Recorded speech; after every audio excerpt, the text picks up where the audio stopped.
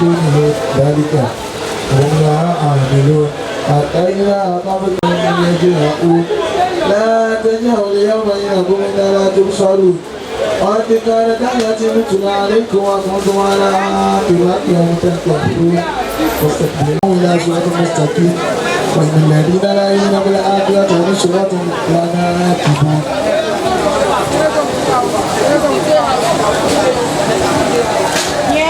ولو رحمناهم وكشفنا ما به من ضر للجوا بطغيانهم يعمهون ولقد أخذناهم بالعذاب وما استكانوا لرب ولا يقدرون حتى إذا فتحنا ما قالوا الأولون قالوا أئذا متنا وكنا ترابا وإذا إنا لمبعوثون لقد وإنا نحن وآباؤنا هذا من قبل إن هذا إلا أساطير الأولين قل لمن الأرض ومن فيها إن كنتم تعلمون سيقولون لله قل أفلا تذكرون قل ما رب السماوات والأرض ورب العرش العظيم سيقول لله قل أفلا تتقون قل ما يبيده ملكوت كل شيء وهو يجير ولا يجار عليه وإن كنتم تعلمون سيقول لله قل فأنا تسحرون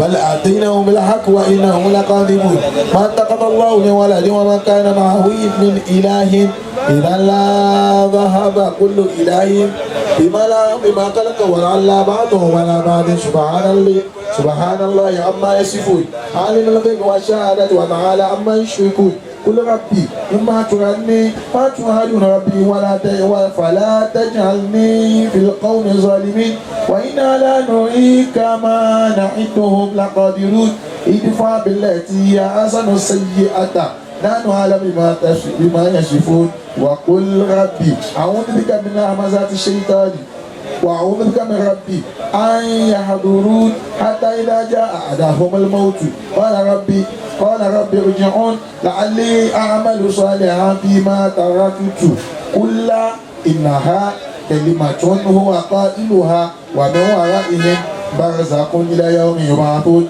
وإذا نفخ بالصور فلا أنساب بينهم يومئذ ولا يتساءلون فمن ثقلت موازينه فأولئك هم المفلحون ومن خفت موازينه فأولئك الذين خسروا أنفسهم بجهنم خالدون تلفح وجوههم النار وهم فيها خالدون ألم تك آياتي تتلى عليكم فكنتم بها تكذبون قالوا ربنا غلبت علينا شقوتنا وكنا قوما ضالين ربنا أخرجنا منها وإن عدنا وإنا ظالمون قال اخسئوا فيها ولا تكلمون إنه كان فريق من عبادي يقولون ربنا فاغفر لنا وارحمنا وأنت خير الراحمين فاتخذتموهم سخريا حتى أنسوكم ذكري وكنتم منهم تضحكون إني جزيتم اليوم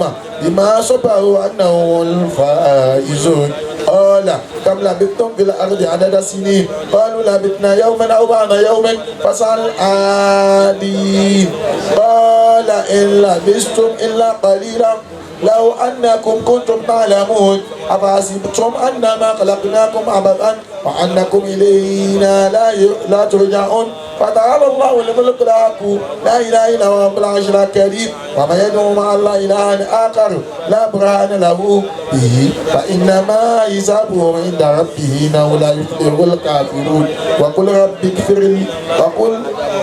اغفر وارحم وأنت خير الراحمين بسم الله الرحمن الرحيم سورة أنزلنا ففرجناها وأنزلنا فيها آيات بينات لعلكم تذكرون الزانية والزاني فاجلدوا وكل واحدة منهم 100 جلدة ولا تأخذكم به ما رأفتم في دين الله إن كنتم تؤمنون بالله واليوم الآخر وليشهد عذابهما طائفة من المؤمنين الزاني لا ينكح إلا زانية أو مشركة والزانية لا ينكحها إلا زان أو مشرك وحرم ذلك على المؤمنين والذين يرمون المحصنات ثم لم يأتوا بأربعة شهادة فاجلدوهم 80 جلدة ولا تقبلوا لهم شهادة أبدا أولئك هم الفاسقون إلى الذين تابوا من بعد ذلك وأصلحوا إن الله غفور رحيم والذين يرمون أزواجهم ولم يكن لهم شهداء إلا أنفسهم فشهادة أحدهم 4 شهادة بالله إنه لمن الصادقين والخامسة أن لعنة الله عليه إن كان من الكاذبين ويدرأ عنها العذاب أن تشهد 4 شهادة بالله إنه لمن الكاذبين والخامسة أن غضب الله عليها إن كان من الصادقين ولولا فضل الله عليكم ورحمته أنا التواب الحكيم إن الذين جاء بالإفك عصبة منكم ولا تحسبوهم شرا لكم بل هم خير لكم لكل امرئ منهم ما كسبت من الإثم والذي تولى كبر منهم عذاب عظيم لولا إن سميتموه ظن المؤمن والمؤمنات بأنفسهم خيرا وقالوا هذا إفك مبين لولا جاءوا عليه ب4 شهاداء وإذ لم يأتوا بشهادة فأولئك عند الله هم الكاذبون ولولا فضل الله عليكم ورحمته بالدنيا والآخرة فمسكوا فيما أفضلتم في عذاب عظيم إذ تلقونه بألسنتكم وتقولوا بأفواهكم ما ليس لكم به علم ولا تحسبونه هينا وهو عند الله عظيم ولولا إذ سمعتموه قلتم ما يكون لنا أن نتكلم بهذا سبحان هذا إن الذين يحبون أن تشيع الفواحش بالآخرة والله يعلم وأنتم لا تعلمون ولولا فضل الله عليكم ورحمته أن الله رؤوف رحيم يا الذين آمنوا لا تتبعوا خطوات الشيطان ومن تبع خطوات الشيطان فإنه يأمر بالفحشاء والمنكر ولولا فضل الله عليكم ورحمته ما زكى منهم من أجل أبدا ولكن الله يزكي من يشاء والله سميع عليم ولو يأتى لأولي الفضل منكم والسبعولاتهن أو أبنائهن أو أبناء بؤولاتهن أو إخواتهن أو بني إخواتهن أو بني أخواتهن أو نسائهن يشبه له فيها بالغدو والآصال رجال ما يشاء بغير حساب الذين كفروا أعمالهم كسراب بقيعة يحسبه ظمآن ماء حتى إذا جاء لم يجده شيئا ووجد الله عنده فوفاه حسابه ولجئ بغشاه موج من فوقه سحاب ظلمات بعضه فوق بعض إذا أخرج يده لم يكده وما لم يجد له نورا فله نور ألا تسبحوه والله عليم بما يفعلون ولله ملك السماوات وإلى الله المصير ألم تر أن الله يجزي سحابا ثم يؤلف بينه ثم يجعله حكاما فترى الودق يخرج من خلاله وينزل من السماء من جبال فيها من برد فيصيب به ما يشاء ويصرفه عما يشاء يكاد سنا برقه يذهب بالأبصار يكلم الله الليل والنهار إن بذلك لعبرة لأولي الأبصار والمشي على بطنه ومنهم من يمشي على رجلين ومنهم من يمشي على أربع يخلقه الله ما في ذلك وما أولئك بالمؤمنين وإذا دعوا إلى الله ورسوله ليحكم بينهم إذا فريق منهم معرضون وإبراهيم واتل عليهم نبأ إبراهيم إذ قال لأبيه وقومه ما تعبدون قالوا نعبد أصناما ونظل لها عاكفين قال هل يسمعونكم إذ تدعون أو ينفعونكم أو يضرون قالوا بل وجدنا آباءنا كذلك يفعلون قال أفرأيتم ما كنتم تعبدون أأنتم لي الحكم وحلقني بالصالحين واجعل لي لسان صدق بالآخرين واجعلني من ورثة جنات النعيم واغفر لأبي إنه كان من الضالين ولا نخزني يوم يبعثون يوم لا ينفع مال ولا بنون إلا من أتى بقلب سليم وأزلفت الجنة للمتقين وقيل لهم أين ما كنتم تعبدون من دون الله هل ينصرونكم على رب العالمين أتبنون بكل ريع ذكر وما كنا ظالمين وما تنزلت به شيطان وما ينبغي له ما يستطيعون إنه عن السمع لمنزلون ولا تكن المؤمنين فإن عصيتك فقل إني بريء مما تعملون وتوكل على العزيز الرحيم الذي يراك حين تقوم وتقلبك في ساجدين إنه السميع العليم هل أنبئكم على ما بلغتهم يوقنون قال فما خطبكم أيها المرسلون قالوا إنا أرسلنا إلى قوم مجرمين يرسل عليه حجارة من طين مسومة عند ربك المسرفين أخرجنا من كان فيها من المؤمنين فما وجدنا فيها غير بيت من المسلمين وتركنا فيها آيات للذين يخافون العذاب الأليم وبموسى إذ أرسلناه إلى فرعون بسلطان مبين فتولى بركنه وقال السائر أو مجنون فأخذناه وجنوده فنبذناه باليم وهو مليم وفي أيدي إذ أرسلنا عليهم الريح ما تذر من شيء أنت عليه إلا جعلته كالرميم وفي ثمود إذ قيل له تمتعوا وتئيني فأعطوا عن أمر ربي فغستهم صديقة وهم ينزلون يكون يلقوا يومهم الذي فيه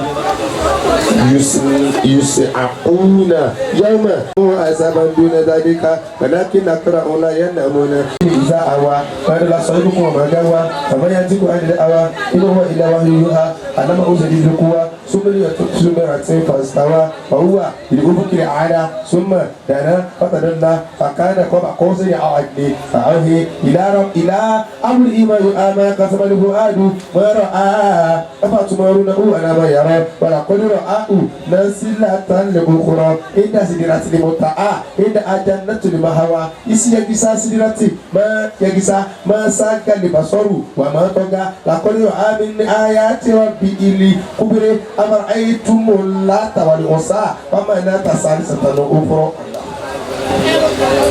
alakum sakaru wala uluza tilika isa kismatu disa in iya illa asma usamitumuha antu wa abaukum ma ansala la ubia bisultani iya tabiuna illa sunna wa ma tawa li anfusu wala qad jaa min rabbi imil huda amu lil insani ma tamanna walillahi al akhiratu wal ula wa kam safa'atu si'a ila min ba'di an ya'sanna Allahu liman yasha'u wa yaqda wa huwa a'lamu bimani tada wa annahu khalaqa zawjayn dhakara wa unsa min nutfatin idha tumna wa anna alayhi nazata al-ukhra wa annahu huwa agna wa kina wa annahu huwa rabbu shira wa agaza magaza wa bi ayyi ala rabbika tatamarra hadha naziru min an-nuzur al-ula asifatu laysa la'a min dunin da'ika sifatu afa man asal hadisi تعجبون فتدعون ولا تبكون وأنتم سالدون فاسجدوا لله وعبدوا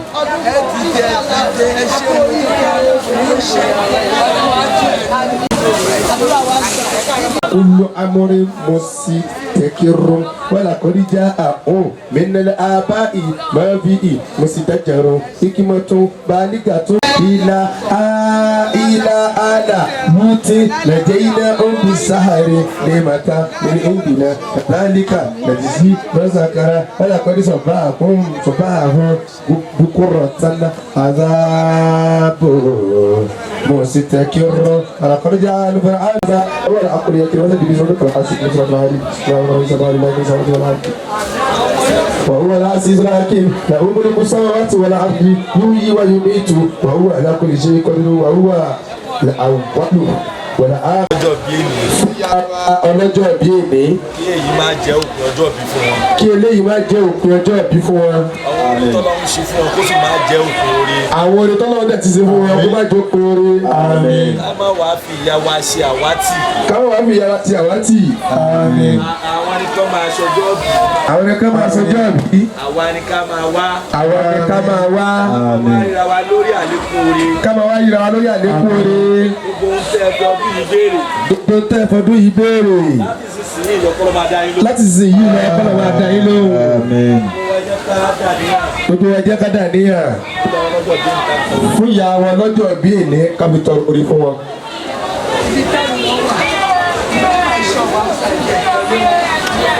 gbogbo wa ní àpapọ̀ yẹn ká ṣe amínà mẹ́ta mẹ́ta. gbogbo wa ká ṣe amínà mẹ́ta mẹ́ta.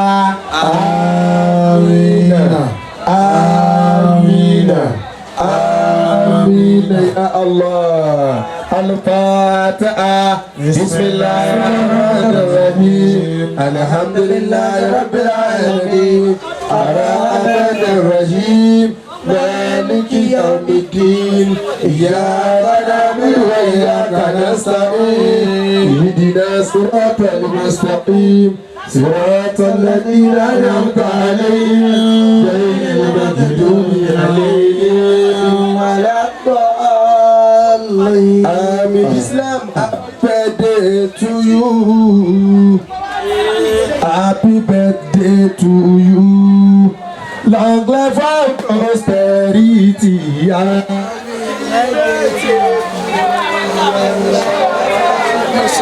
Ẹ ṣá wá bá mi sọ náà kí èmi ni mo ní ìlà ẹ ṣá wá bá mi sọ. Thank you, thank you, thank you, thank you. Ìyá wa yìí àwọn náà mú owó àdúrà wá fún yàrá Islam. Ẹ ṣé o. Bákan náà lábẹ́ bá ti ń ké Al-Qur'ani ní ìyá Jibril. Àwọn náà mú owó àdúrà wá wọ́n láwọn fi ṣàdúrà fún ìyá Islam. Àwọn jẹ́ Nafisat mímí ẹ̀rọ ìyá. Àwọn náà mú birthday bọ̀. Rọ́díà náà tún mú tiẹ̀ náà bọ̀. Ìyá Rọ́díà alájà wa Nafisat Nafitex. Ọlọ́run jẹ́ kó tán bẹ́ẹ̀ láíláí. Ọ̀rọ̀ ìdá àmìnà àwọn náà tí mo ti wọn náà wá fún ya bí sílẹ̀ láwọn ìṣàdúrà fún wọn. Happy birthday to you, amen. Long life and prosperity, happy birthday to you, Islam. Happy birthday to you, happy birthday to you. Long life and prosperity, happy birthday to you. Gbogbo ẹni tóun náà máa gbé àjọ wá kíyà wa kú ọdún ni. Kẹ́límà yìí òyìnbó ni. Gbogbo wa náà la tẹ̀lé wí oníkàlùkù wọn náà la fẹ́ kí wọn. Níbi tí wọn náà wá wà tó ti ń dóhùn wa. Máa bá wa kí ìyá wa Islam. Yígbé wọn kú ọjọ́ bí èní. Yígbé happy birthday to you Islam. Happy birthday to you. Long life and prosperity. Happy birthday to you. Happy birthday to you. Ìyá Rọ̀bùfù ọlọ́fadà àwọn ọmọ wa àdúrà wa. Wọ́n náà fi ṣàdúrà fọlọ́jà bí Sílámù. Happy birthday to you. Islam máa jẹ́ ká pè é bá. Máa jẹ́ ká pè é pa. Àwọn tó ń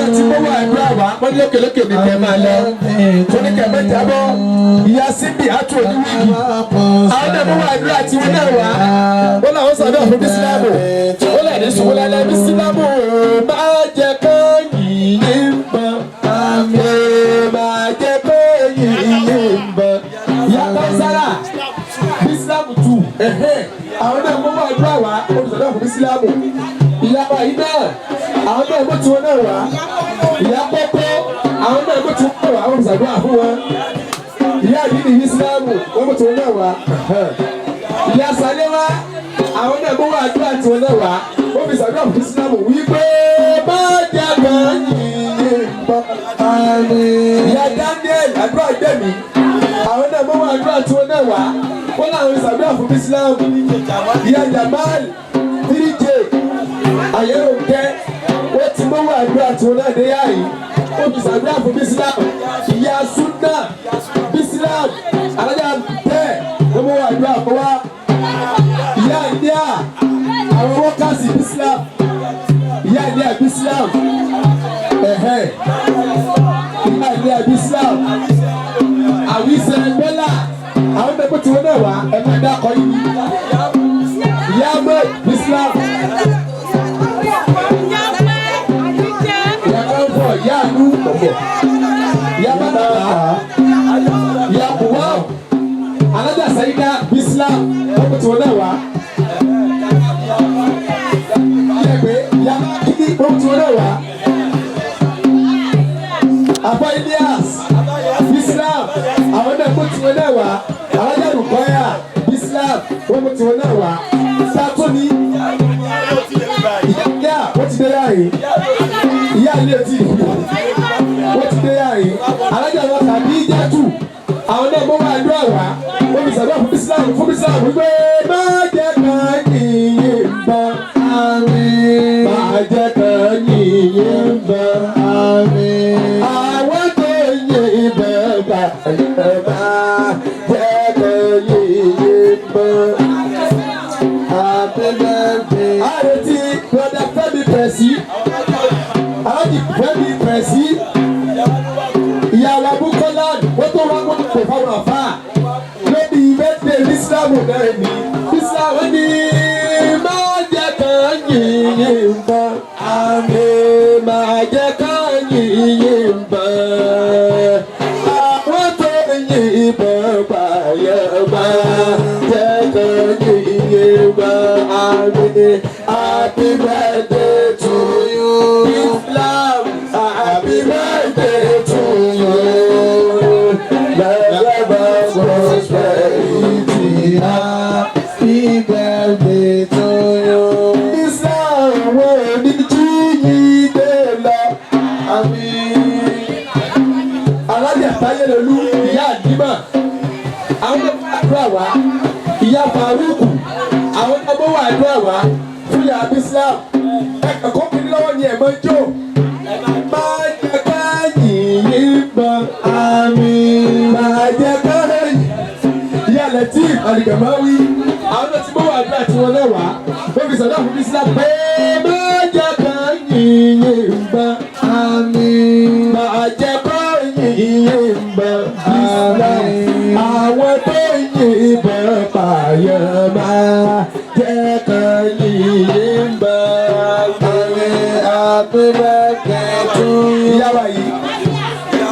Ìyá Malik Islam gbogbo àdúrà tí ó náà wá ìyá Brighty àwọn náà kó wá àdúrà wá ọ̀sọ̀dọ̀ fún Islam. Ìyá Bọ́láńlé ó sòdì èdè owó tó pọ̀ ni wọ́n kó wá wọ́n fi ṣàdúrà fún Bísílámù èyí dáadáa ni wọ́n. Ìyá Bọ́láńlé ẹ̀ ni wọ́n ti láíláí. Àmín. Bọ́láńlé wà tún Bísílámù ni. Ìyá Bọ́láńlé ló sọ bẹ́ẹ̀ wọ́n ní wọ́n ò ní jíyìn gbé lọ. Àmín. Wọ́n ò ní jíyìn gbé lọ. Àwọn tó kìdí láàpò èèyàn wọn ní jíyìn gbé lọ. Àmín. Happy birthday to you. Islam. Happy birthday to you. Long life and prosperity. Happy birthday to you. Mastercraft náà ń sọ̀rọ̀ fún Bísílámù. Wọ́n tún sọ kúdùkúdù. Ìyá wa yìí, àdúrà yóò gbà. Àmín. Ojú ẹ̀ ní tì í láíláí. Àmín. Bísílámù, máa jẹ́ kó pọ̀ ọmọ ẹ̀yìn. Àmín. Máa jẹ́ kó pọ̀ ọmọ ẹ̀yìn. Àmín. Àwọn tó ń pọ̀ ọmọ èèyàn. Máa jẹ́ kó pọ̀ ọmọ ẹ̀yìn. Àmín. Happy birthday to you. Birthday to you. Clever prosperity. Happy birthday to you. Allah la ilaha illallah. Allah. Ẹ mọ sọ̀rọ̀. La ilaha illallah. Allah. Akọ̀wé ẹ̀.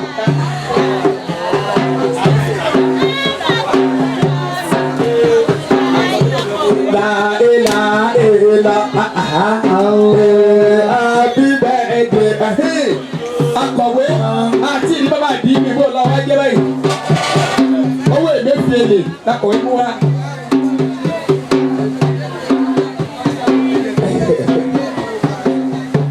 La ilaha illallah. La ilaha illallah. Islam. La ilaha illallah. Muhammadur Rasulullah. Happy birthday to you. Birthday to you. Islam. Love, prosperity. Happy birthday to you. Olúwa á sì ní ìsàlámà. Allah. Bí àdì sàlámì. Allah. Bí dárí sàlámì káyí. Yàtàwá sàlámà. Happy birthday to you. Islam. Happy birthday to you. Long life and prosperity. Happy birthday to To you. Wala hawla ولا قوة إلا